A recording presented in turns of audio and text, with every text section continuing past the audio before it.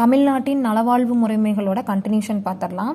இதுக்கு முன்னாடி 17 to 19ஆம் நூற்றாண்டு வரைக்கும் பார்த்துருந்தோம். இப்போ 20ஆம் நூற்றாண்டின் முக்கிய நிகழ்வுகள்.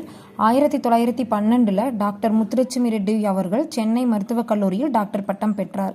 டாக்டர் பட்டம் எப்போ முத்துலட்சுமி ரெட்டி வாங்கினாங்கன்னா 1912. 1923 பொது சுகாதாரம் மற்றும் நோய் தடுப்பு இயக்கம். 1923 பொது சுகாதாரம் மற்றும் நோய் தடுப்பு இயக்கம் தொடங்கப்பட்டுச்சு. 1954 சென்னை அடையார் புற்றுநோய் மையம் தொடங்கப்பட்டுச்சு. யாராலனா டாக்டர் முத்துலட்சுமி அம்மையார். டாக்டர் முத்துலட்சுமி அம்மையாரால் சென்னை அடையாரில் புற்றுநோய் மையம் துவங்கப்பட்டுச்சு. இது ரொம்ப இம்பார்ட்டண்ட். 1954 இந்தியாவில் உணவு கலப்பட தடை சட்டம் மத்திய அரசால் துவங்கப்பட்டுச்சு. இந்தியாவில் உணவு கலப்பட தடை சட்டம் எப்போ போட்டாங்கன்னா 1954.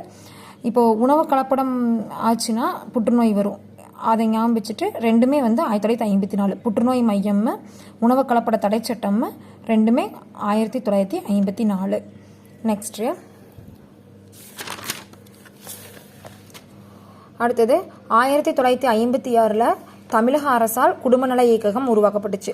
தமிழக அரசால் குடும்பநல இயக்ககம் எப்போ உருவாக்கப்பட்டுச்சுன்னா 1956. இது ப்ரீவியஸ் இயர் கொஸ்டின். 1966 மருத்துவ கல்வி இயக்ககம் தொடங்கப்பட்டுச்சு. டைரக்டரேட் ஆஃப் மெடிக்கல் எஜுகேஷன் மருத்துவ கல்வி இயக்ககம் 1966 உருவாக்கப்பட்டுச்சு. 1981 மருந்து கட்டுப்பாட்டுத்துறை மற்றும் மாநில சுகாதார போக்குவரத்து துறை. மருந்து கட்டுப்பாட்டுத்துறை மற்றும் மாநில சுகாதார போக்குவரத்து துறை எப்போ தொடங்கப்பட்டுச்சுன்னா 1981.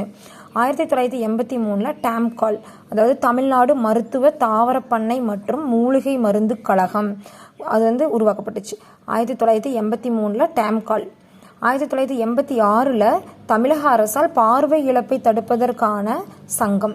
தமிழக அரசால் பார்வை இழப்பை தடுப்பதற்கான சங்கம் எப்போ ஏற்படுத்தினாங்க அப்படின்னா 1986.